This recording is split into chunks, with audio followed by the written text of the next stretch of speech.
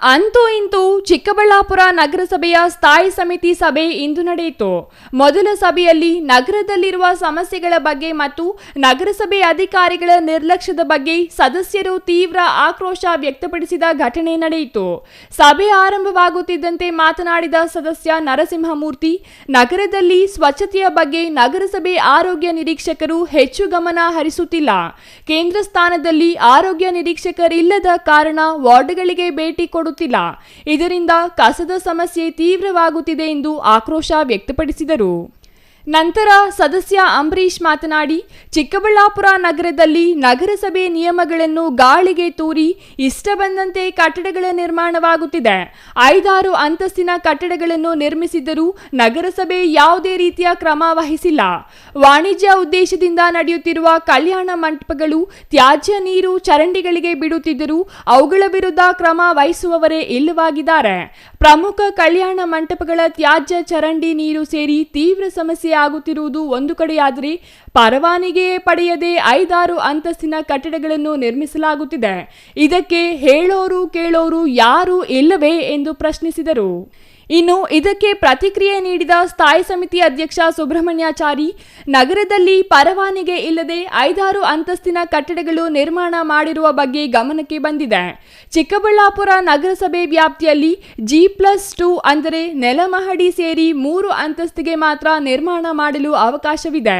ಇದನ್ನು ಮೀರಿ ಯಾರು ಕಟ್ಟಡ ನಿರ್ಮಾಣ ಮಾಡಿದ್ದಾರೆ ಎಂಬುದನ್ನು ಗುರುತಿಸಿ ಶೀಘ್ರದಲ್ಲಿಯೇ ನೋಟಿಸ್ ನೀಡಲಾಗುವುದೆಂದು ಎಚ್ಚರಿಕೆ ನೀಡಿದರು.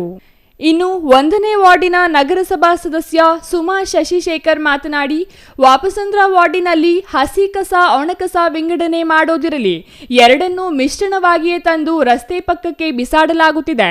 ಪಕ್ಕದಲ್ಲಿಯೇ ಶಾಲೆ ಇರುವುದರಿಂದ ಮಕ್ಕಳು ದುರ್ವಾಸನೆ ತಾಳಲಾರದೆ ತೀವ್ರ ಸಂಕಷ್ಟ ಎದುರಿಸುತ್ತಿದ್ದಾರೆ. ಹಾಗಾಗಿ ಇಲ್ಲಿ ಕಸ ಹಾಕುವುದಕ್ಕೆ ಕಡಿವಾಣ ಹಾಕಲು ನಗರಸಭೆ ಕ್ರಮ ವಹಿಸಬೇಕೆಂದು ಹೇಳಿದರು.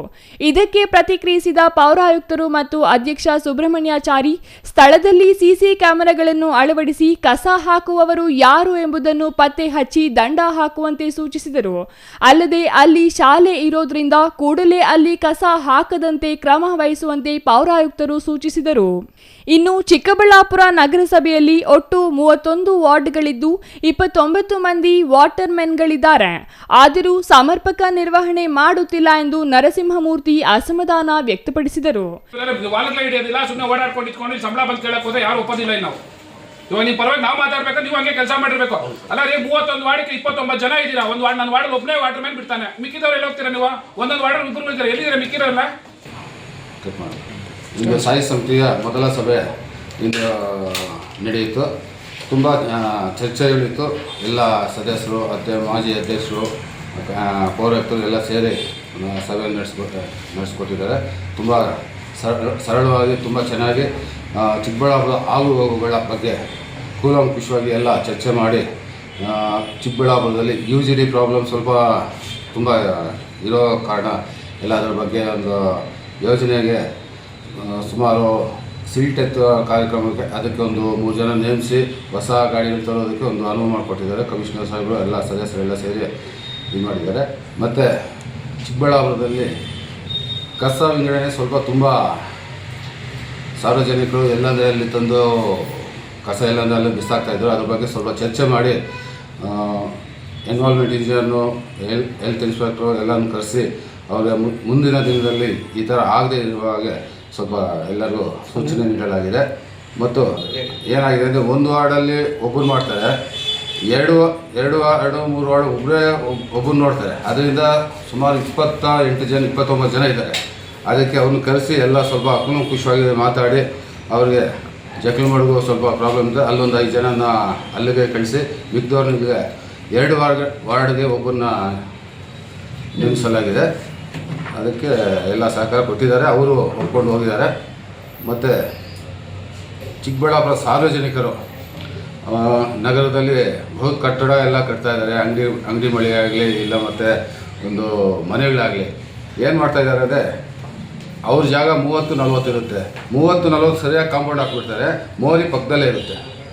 ಅದ್ರ ಮೇಲೆ ಸರ್ಜಾ ಬಂದು ಮೆಟ್ಲು ಬೇಕಂದರೆ ಅದ್ರ ಮೇಲೇ ಹಾಕ್ಕೊತಾರೆ. ಏನು ಮೋರಿ ಮೇಲೆ, ನಗರಸಭೆ ಮೋರಿ ಮೇಲೆ ಮೆಟ್ಲು ಹಾಕ್ತಾರೆ. ದಯವಿಟ್ಟು ಸಾರ್ವಜನಿಕರು ಆ ಥರ ಮಾಡಬಾರ್ದು ಅಂತ ಹೇಳಿ ಮೋರಿಗಿನ 1.5 ಅಡಿ ಬಿಟ್ಟು ಅವ್ರು ಕಾಂಪೌಂಡ್ ಹಾಕ್ಕೊಂಡು ಸರ್ಜಾ ಅವ್ರ ಸೈಟ್ ಎಷ್ಟಿರುತ್ತೆ ಅಷ್ಟು ಮಾತ್ರ ಬರಬೇಕಾಗಿ ಎಲ್ಲ ಸಾರ್ವಜನಿಕರಲ್ಲಿ ನಾನು ವಿನಂತಿ ಹೇಗೆ ಕೇಳಿಕೊಳ್ಳುತ್ತೇನೆ.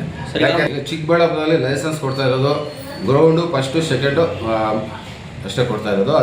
ಅದಕ್ಕೆ ಮೇಲೆ ಸ್ವಲ್ಪ ಅನಾಥರೈಸ್ಡ್ಗೆ ಯಾವ್ದು ಕಟ್ಟಿದ್ರೆ ಅದು ತೆರವುಗೊಳಿಸ್ತೀವಿ. ಯಾವುದೇ ಕ್ರಮ ವಹಿಸೋಕ್ಕೂ ನಾವು ರೆಡಿ ಇದ್ದೀವಿ.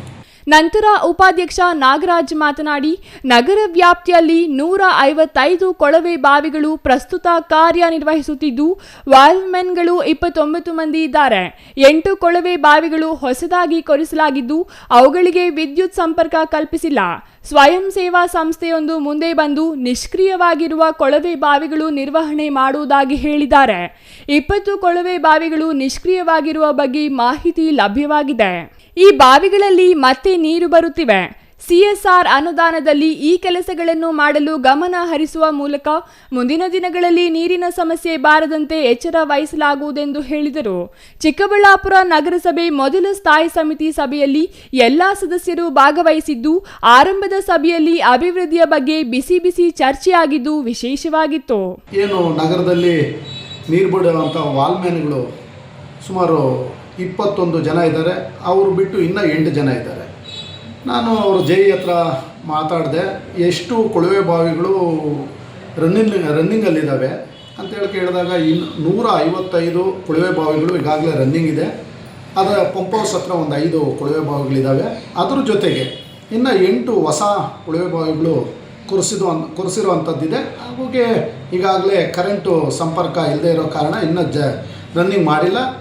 ಅದು ಒಂದು 10-15 ದಿನದಲ್ಲಿ ಮಾಡುವಂಥದ್ದಾಗುತ್ತೆ. ಅದ್ರ ಜೊತೆಗೆ ಈಗಾಗಲೇ ಸ್ವಯಂ ಸೇವಾ ಸಂಘ ನಾವು NGO ಸುಮಾರು ಒಂದು ಇಬ್ಬರು ಮೂವರು NGOಗಳವರು ಸರ್ ಈಗಾಗಲೇ ಏನು ಕೊಳವೆ ಬಾವಿ ಅಳವಡಿಸಿ ಪಂಪು ಮೋಟ್ರೆಲ್ಲ ತಾವು ಬಿಟ್ಟಿರ್ತೀರ, ಹಿಂದೆ ನೀರು ಬೇಸಿಗೆ ಕಾಲದಲ್ಲಿ ನೀರು ಕಡಿಮೆ ಆಗಿ ಎತ್ಬಿಟ್ಟು ಕೇಸಿಂಗ್ ಎಲ್ಲ ಹಂಗೆ ಬಿಟ್ಟಿರ್ತೀರ, ಆ ಒಂದು ಲೀಸ್ಟ್ ಏನಾದರೂ ನಿಮ್ಮ ಹತ್ರ ಇದೆಯಾ?